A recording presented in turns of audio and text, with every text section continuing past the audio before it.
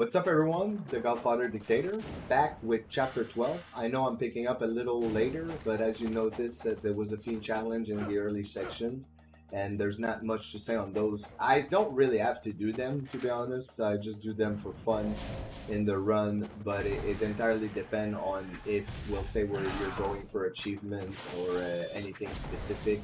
If not, you don't really have to do them. So here I'm using the Double Arrow for fun to show how powerful it can be with equipment, even though it is very different how it worked in the UF, obviously. It has an extremely fast string combo that you can use that is very useful, but the UT with equipment will simply be decimating the enemy, and we're gonna use the same technique against the worm right after, because we're gonna do a certain gauntlet in a row, and in this case the worm, you want to use the Double Arrow from far away and then do ultimate technique. There's other strat, of course, but that one works well, especially that you can stay out of the way. And if you just wait, you know, for the right moment. So here I'm active a little bit, and then I shoot one arrow, I see it goes back in, and then I'm gonna start going for ultimate technique. And every time you stun it, or even you don't, you can go for another charge right away. Usually they give you enough time. And here, where were you aiming, Ryu? Can you please explain to me what happened there? So look a little bit at that damage. And then we're gonna finish it with an ET. It's not really important money-wise because we already have the UF and pretty much everything we need fully upgraded. We're not using Nimpo in that run either, so we're not gonna need to buy any of that. So that leaves, you know, some projectile and such, not very important. After this, we're gonna head to the next section. We're gonna use the rat down there as an essence because we're gonna shoot him, and then we're gonna chain that essence to that next fight in that corridor where they're sliding him. So we'll get that scarab right here, and then I will use the UADS. There he is. Shoot it, make sure he dissolves, then go straight in that corridor. And I'm gonna chain ultimate technique. If you need money, make sure you absorb the essence accordingly. Remember, you can also use the Holy Gauntlet. It is very useful for that. And as I said, I slept on it in this run. I only use it once. So quick fight done, and after that we're gonna be doing a section combined together. So we're gonna go on top because we got the red tablet, so we'll go on top. So we're gonna save here, and then we're gonna equip some shuriken for movement, and after that we're gonna go on top where we got the red tablet, and there's gonna be a fight.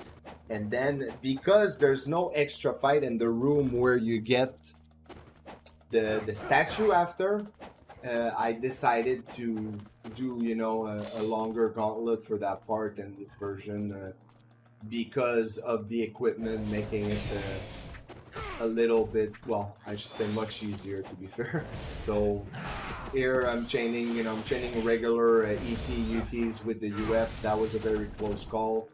Dispatch those enemies, there's only 6, so then after that you can absorb the essence if you kill all of them at once. And then we're gonna go up and get the statue. It's funny because the first time I redid it, I didn't check my walkthrough from back then because I only did specific part where I didn't remember what I did to not take damage, but that chapter was not one of them, so I didn't recheck. But in this area, I really thought it was the same as NGB, where there would be a couple of sliding him, and then after you would have black crabs, you know, and it's a hard fight. It's really not an easy fight, and there's none of that in here. I waited there a little bit to see if it would appear. It didn't. So now I'm preemptively equipping the dual sword because we're gonna use the easiest combo against the ghost fish. When you don't want to take risk in this game, you can just go with the dual sword with the simple combo of XXX or square square square. It's a very effective combo. and it's pretty simple to execute. And by pretty simple, I mean anyone really can use that. It's yeah, it's extremely easy to pull off. But it guarantees you're not gonna get hit. So here I'm having a hard time killing that last fish. And now we're gonna jump all the way down. And we got another fight here with fish, so we're gonna repeat the same process. You can also jump at the end of wave and do a square in the air. Make sure you don't do it when the fish reappear though, because there's a chance they can grab you at the end of the combo if you decide to jump. Another thing that's important, I feel, and not enough people do, is that having your karma window on not only is important for the reference of, you know, keeping track of the karma, but also to know when certain encounters have end. So as you noticed there, when I was fighting the fish, there was a timer, and when I killed all the fish, that timer went away, which gave me the indication that they were all dead. So if sometimes you're not sure, you know, if the enemies are all dead in an encounter or anything, just check the timer and see if it's still active. Sometimes in specific place in this game it will bug out and there's not much you can do, but otherwise make sure you have your karma window open to keep track of it. Sorry. So here we're gonna be using the Dabilaro at first, and then I'm gonna go for UFUT, and it's crazy because that's almost like I'm at low health when that happened, and then we're just gonna finish it with an arrow. One thing though that is important to mention in that game is that your old Y move without an essence, so depends, it has different name depending on the weapon, but that move does not have hyper armor in this game. So in NGB it does, where if you do a 8 straight slash, you're not gonna get grabbed right away by the worm. You will pretty much be able to go through, and there's a certain situation where you will hyper armor to stuff and still take damage. For instance, if you do it for Awaken Alma and she's on the ground, and then after that you go for a straight side, that will hit. But that's kind of important to know, because if you don't know and you pretty much, you know, go for it thinking that the worm will not be able to go for their bite grab, and here I swear those guys are trolling me in that fight. They're pretty much dodging everything. So then, you know what I say to that? An arrow to the face. So I think there was only 5 enemy, and then we're gonna go back up and take out the dual sword, because there's another area with fish, and then after we're gonna use the essence left over from that fish wave so that we can UT the pill bugs in the beetle. And here you will see what I mean with the timer and the kill. So I know there's some fish that are further in right now that might be stuck in the geometry, so I keep spamming just in case. But here it is, they're coming from around the corner, and now you see that it gives me the time bonus and all of that. That means that they're gone. So you can stand right here and you can do ultimate technique with the Dabilaro. You're gonna clear most of these guys, and then as soon as the Cyclops Wasp are dead here, the encounter will end, because as you notice, there was still 1 pill bugs alive there, and the timer was, you know, was out. So that's why I'm saying in this game you gotta be careful for that. Because certain karma timer will be bugged depend on the encounter, you know, so you kind of have to still keep an eye for it, but on the majority of the game it worked as intended. Sorry, I should have almost let myself drop down. If you roll jump, actually, if you roll jump in the right angle here, or you wall run, you can get the extra triple wall run after in the other corner, like I did there. So because now also we're at the end of a gauntlet here, and I don't want to have to restart this a lot. I'm just playing it very safe, you know, going for ultimate technique, staying far away to make sure I don't get hit. Because after that section, we're gonna be close to saving. We're gonna do one extra fight where we place the blue tablet on one of the pedestal, and then we're gonna grab an extra scarab and do one more sliding in fight, and then that's gonna be the save before the Dabilaro clone. Now, because I couldn't commentate too much over the first clone in the sense that it's a much more simple fight, the clone in this game are actually much harder than in NGB, and they have quicker recovery, and you cannot really loop them with the XY with the Dabilaro. Even though I will do the XY because the combo itself does good damage, and it's pretty much one of the most reliable way that I've found to get rid of the clone without taking damage. Even though sometimes he will still Nempo and he will do stuff that you don't expect, you cannot really do the Izuna drop loop simply because they recover too quick from their move. So in NGB, when they go for, you know, one of their light attack, because of how slow it is, the startup of the animation for the Dabilaro, you pretty much free to do a forward triangle or forward Y, and then you'll be able to Izuna drop the clone. But in this case, the recovery is too quick that they'll just cancel out of the animation entirely. So not only do they, you know, they recover quicker in this game, they literally don't have the same properties as Ryu does, you know. And one thing that I don't know if it was like that on the PS3 version, because it's been a while and I don't recall, but somebody mentioned that to me and I thought it was kind of hilarious, is that the clone have somehow in this game the ability to throw 2 incendiary shuriken when they jump off a wall, while you as the player, you can only throw 1.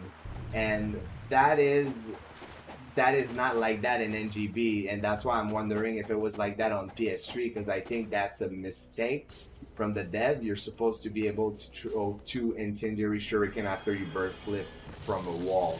It's just very strange. So we're gonna use this shuriken to get close. It's still the same strat as before, but now what we're gonna do is we're just gonna fish for a good pattern and do some XY, wait for the recovery of the move, because if not, you can continue straight in it, you know. So you have to be careful. Here, XY, then wait, roll through the attack, and then you do so much damage here that it's not too long. At least in the normal run, you require really some kind of luck, mainly because it's much longer. The fight is much longer. Here, you're doing so much damage with the move that it's kind of irrelevant.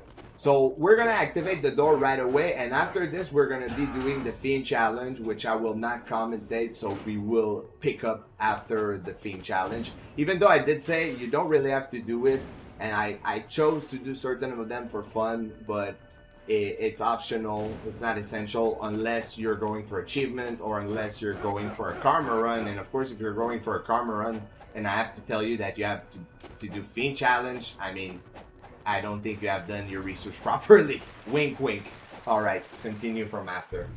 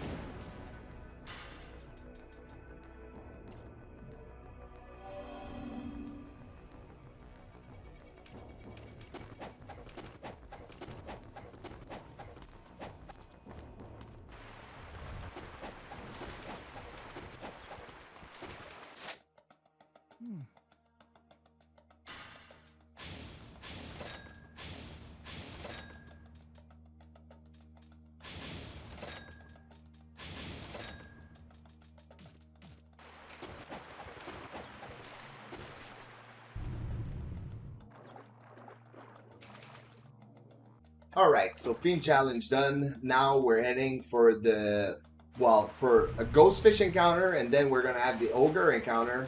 And after that, it's going to be the boss fight, which is going to be fairly simple. So these enemies respawn here if you need to farm or anything. I mean, you know they're here. So right now, we're going to be using the flail against the Ghostfish. And if I recall, there's around 30 Ghostfish, maybe a little less, but they're roughly always the same amount of Ghostfish, depending on the area, but I mean in here it's like that. So 30. After this, we're gonna switch to the Double Arrow, and then we're gonna head into the next area. The UF also works well against the Ogre. It's, you know, it's preferences here. I guess it doesn't really matter, especially with the amount of damage that we do. So here, 1 forward Y, 2 forward Y, and then let's see, 3 get dead. So a UT and 3 forward Y. And then a UT and 1 forward Y. Interesting. You can see that sometimes they're more tanky if you want. And here 1 forward Y with a UT for the UF. And then a ET and oh, it's not dead. Interesting. And then he dies from a forward Y. So we get different results in terms of damage here, and for some reason there I kill him, you know, with 1 attack there. Did I hit him with the Double Arrow before? Possibly. 2 UT, not dead. This guy will die from a 1 combo, and then there's 1 left. It does so much damage. It's pretty crazy. It's fun though to a point. That's why I did say, you know, here if you experience a real thing, and you're not going for achievement quick, you want to become better at the game, and you have played before the game regularly, there's nothing wrong with, you know, having a little bit of fun with the equipment, because it is some good fun. When I see the amount of damage I do here, it's pretty crazy. You don't experience that a lot. I also like the fact that there's a speedrun category for this, you know, so if there's any people that would be interested in speedrunning that game, but you're thinking, hey, I don't want to run, you know, the regular run, well, there's an equipment percentage category. Now we're gonna make it all the way up. Gonna be doing that little shortcut here. Not necessary. Recently seen on JTB on JTB, one of his stream, where with the Lunar it's pretty free if you delay it. It works very well. But yeah, so it works with the Dragon Sword, depend on the move. You can do both actually, Y and X, depend on how you delay it, but they both work. So you can also do it with the Lunar, it's just a little bit easier. So now we're gonna fight Pazu, and what we do here is we'll drop a smoke bomb at the start and we'll go for a charge. And we'll see what he does. Sometimes you stay there and you can get a free PT or UT, either on the sliding him and then on him at the same time. It really depends. So here I was actually waiting for the sliding him, and then I'm gonna do damage in his back. And as you can see, it does a lot of damage. And then after that, we're gonna go in the front, get 1 UT in. Then a little jump, couple of hits. It's gonna go for a bite. I'm gonna go for a UT, and then I'm gonna go back. And then after we pretty much, I think, dispatch all the enemy here. Oh no, there's a last wave here, so there's 12 total. And there we go, forward Y on the last sim. Gonna do a little UT again. I don't stun him. I go behind, and then I think we'll go in front, and boom, we finish him real quick. Easy peasy. Now this is the end of that chapter, but I'm gonna do the first fight of the next chapter with the Double Arrow on the platform, just to get rid of the fish, and then we'll pick up from there on chapter 13. I hope everyone enjoyed, and catch you up on the next one.